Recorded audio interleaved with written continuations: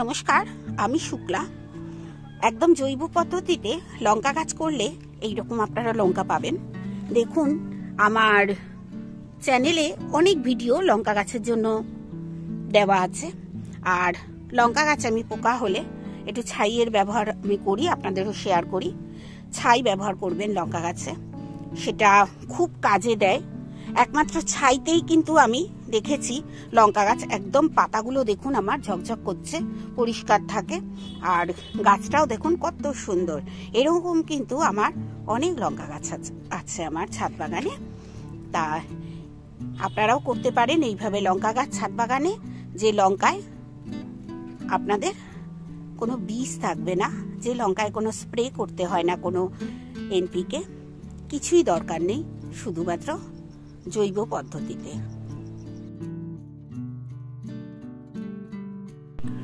এই যে এই লঙ্কা গাছটা দেখছেন, এটা আমি শীতের আগে বসিয়েছিলাম।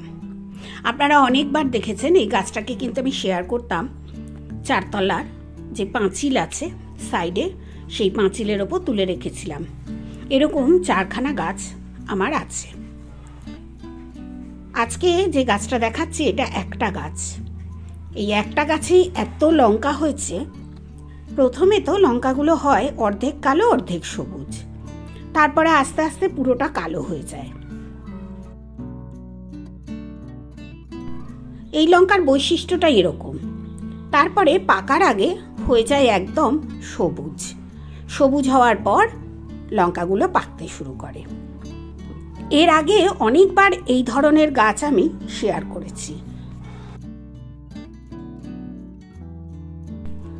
আজকে আমি যে আলোচনাটা আপনাদের সঙ্গে করতে এসেছি, ছাদ বাগানে অতি সহজে কিভাবে লঙ্কা গাছ করবেন। আর অনেক সময় আমরা দেখেছি লঙ্কা গাছে পাতা কুঁকড়ে যায়, তখন কি আমি করি সেটাই আপনাদের সঙ্গে শেয়ার করব।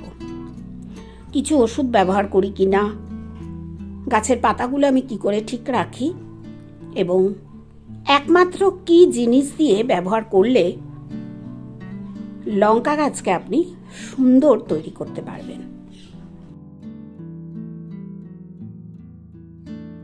এই যে লঙ্কার চারাগুলো দেখছেন, এগুলো যে কোনো জায়গা দিয়ে আমি সংগ্রহ করি।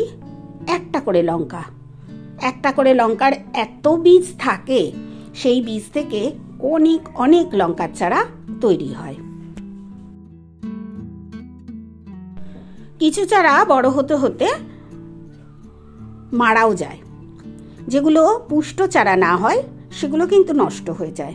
এরকম ছাদ বাগানে আমার প্রচুর লঙ্কা চারা আছে যে চারাগুলো নষ্ট হয়ে গেছে।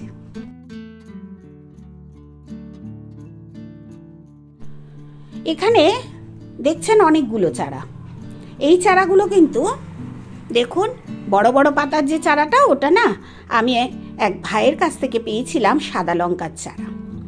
এই যে লঙ্কার ছোট্ট একটা চারা, অনেকগুলো বীজ বসিয়ে একটাই হয়েছে। এটা কিন্তু আমার কেনা লঙ্কার বীজ থেকে হয়েছে। কেনা লঙ্কার যে বীজ পাওয়া যায়, মানে শুধু বীজ, লঙ্কা নয় কিন্তু, কাঁচা লঙ্কা পাকা লঙ্কা ওইসব লঙ্কা নয়, শুধু বীজ পাওয়া যায়, তার থেকে হয়েছে। আর এইগুলো সব, এই যে এত দেখছেন, এগুলো সব বাজারে যে লাল লঙ্কা আসে, ভ্যারাইটিস লঙ্কা আসে, এক এক সময় এক এক রকম লঙ্কা কিন্তু বাজার থেকে আমাদের আনা হয়। তারই যে লাল লঙ্কাগুলো থাকে, তার থেকে এই সব চারাগুলো আমি করি। এরকম সাদা লঙ্কার চারা, কালো লঙ্কার চারা, লম্বা নানা ধরনের লঙ্কা কিন্তু আমার ছাদ বাগানে আপনারা দেখতে পারবেন। লঙ্কা গাছকে এই যে যখন বীজ ফেলি, তখন যে মাটিটা আমি তৈরি করি সেটা ফার্স্ট বলি। এর মাটিটা আমি আমার বারান্দায় যে রোদ্দুর আসে, প্রচুর রোদ্দুর আসে, গরমকাল শীতকাল দুকালেই আসে, সেইখানে মাটিটাকে ভালো করে ফেলে রোদ্দুরে ভালো করে গাছের যে মাটিটা আমি পুড়িয়ে নিই, মানে একদম মাটিতে ফেলে পুড়িয়ে নিই। যখন একদম পুড়ে যায় মাটিটা, তখন তাতে 1 চিমটে মতো চুন আর 1 চিমটে সর্ষের খোল দিয়ে মাটিটা তৈরি করি। মাটিটা তৈরি করার 1 সপ্তাহ বাদে আমি এই বীজগুলো ছড়িয়ে দিই। এই বীজ কেন আমি একটু দেরিতে ছড়াই, নষ্ট হয়ে যাবে বলে। অনেক সময় একটু চুন, একটু সর্ষের খোল আর একটুখানি ফাঙ্গিসাইড, সেটা যে কোনো ফাঙ্গিসাইড, M45 হতে পারে, সাফ হতে পারে, যে কোনো ফাঙ্গিসাইড আমি একটু মিশিয়ে নিই। মিশিয়ে মাটিটাকে একদম তৈরি করে ফেলি।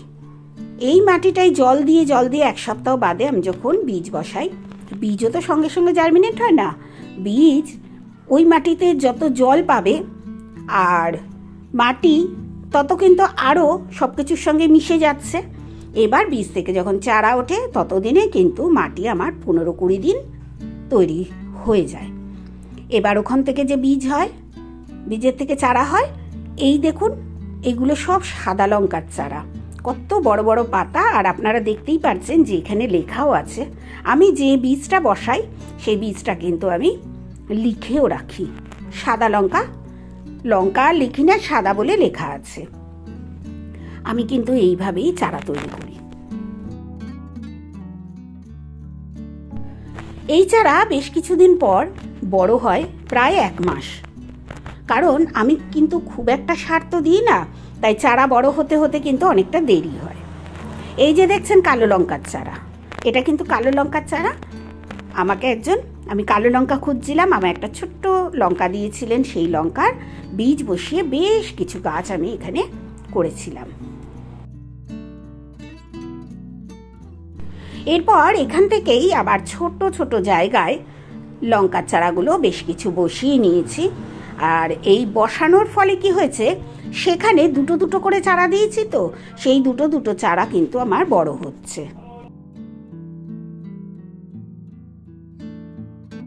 এই যে লঙ্কার দুটো চারা দেখছেন, এই দুটো চারা কিন্তু ওই কালো লঙ্কার চারা। অনেকক্ষণ জল দেওয়া হয়নি, শুকিয়ে গেছে মাটি, এবার জল দেব। এই যে লঙ্কার চারা দেখছেন, এইটাও কিন্তু ওই কালো লঙ্কার চারা। এখানে দেখছেন এটাও কিন্তু কালো লঙ্কার চারা। ওই টবটা থেকে তুলে তুলে ছোট ছোট জায়গায় আবার দুটো দুটো করে লঙ্কার চারা আমি বসিয়েছিলাম। এবার বেশ বড় হচ্ছে, এবং এই চারাগুলো আরও একটু বড় হলে তবেই কিন্তু আমি গ্রো ব্যাগে বসাবো। এই যে টবটা দেখছেন লঙ্কার চারাগুলো, এগুলোই কিন্তু আমি দেখুন 3-4টে টবে দুটো দুটো করে বসিয়েছি।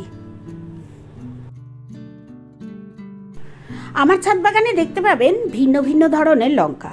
এটা আচারি লঙ্কা, এটা আমি খামারগাছি থেকে নিয়ে এসেছিলাম। আর এই গাছের এই লঙ্কা আমি কিন্তু 2খানা মাত্র পেয়েছি। খুব একটা লঙ্কা বোধহয় হয় না, আমার জানা নেই, তবে এই লঙ্কাটা রেখেছি বীজ হিসেবে।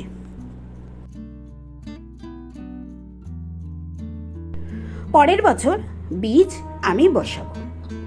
এছাড়াও আমি কিন্তু প্রচুর লঙ্কার গাছও কিনি, ভ্যারাইটিস গাছ। এই গাছটা দেখুন, এটা কিন্তু আমি একটি নার্সারি থেকে নিয়ে এসেছিলাম আমাদের এখানকার। সেই নার্সারিতে যে বেলডাঙার লঙ্কা হয়, সেই বেলডাঙার লঙ্কা দেখুন প্রচুর লঙ্কা হয়েছে। যেমন লঙ্কা হয়েছে তেমনি কিন্তু ফুলও আছে গাছে। প্রত্যেকটা গাছ কিন্তু সুন্দর থাকে।